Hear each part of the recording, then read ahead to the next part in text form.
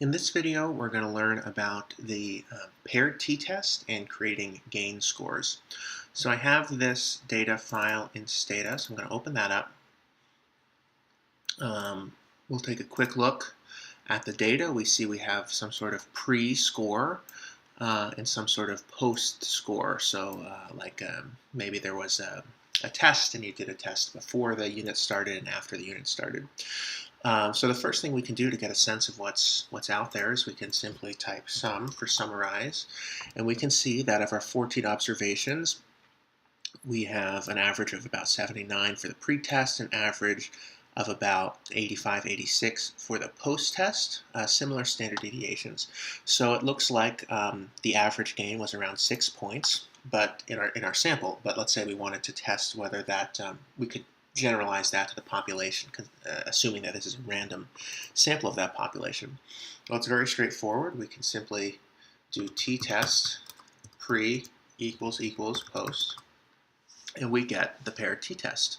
So we are testing the hypothesis that the pre-test mean score is equal to the post-test mean score.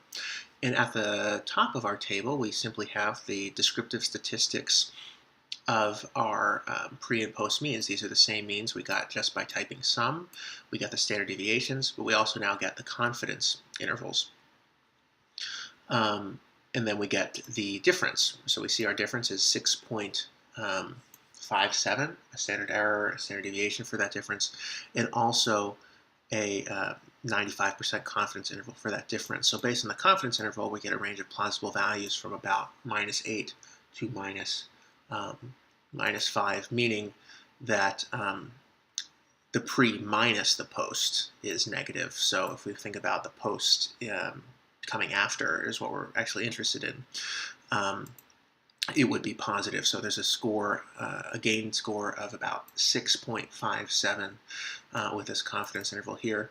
And then we get our hypothesis test, our alternate hypothesis that the mean difference does not equal 0, and we see that the p-value is less than 0.0001, so we can conclude that this is a statistically significant result, and we can generalize it to the population.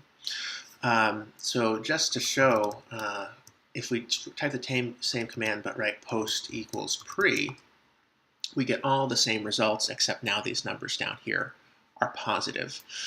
So we get all the same results. It's just you have to be aware of which order you do it because it's going to use a different group as the reference group. So here we're taking the post score and subtracting the pre-score, which makes more sense because there's a gain of 6.57.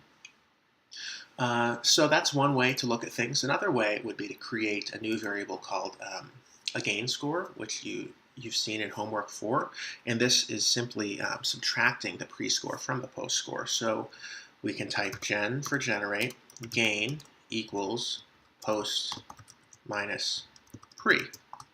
And now if we look at our data window, we now see this new column of gain scores, which is telling us how much each student gained over the course of this study or whatever this was. So we see the student 1 here, they went from 62 to 69, that's a gain of 7. This student went from 59 to 72, that's a gain of 13. So if we now sum the gain score, we get this 6.57 that we got up here. So this can be very useful, let's say if we wanted to compare the gain scores across two groups, which we do in homework 4. So you could do a t-test of the gain score by some grouping variable to see if one group gained more than another over the course of the study, say. So hopefully that helps just a little bit about paired t-testing and creating gain scores.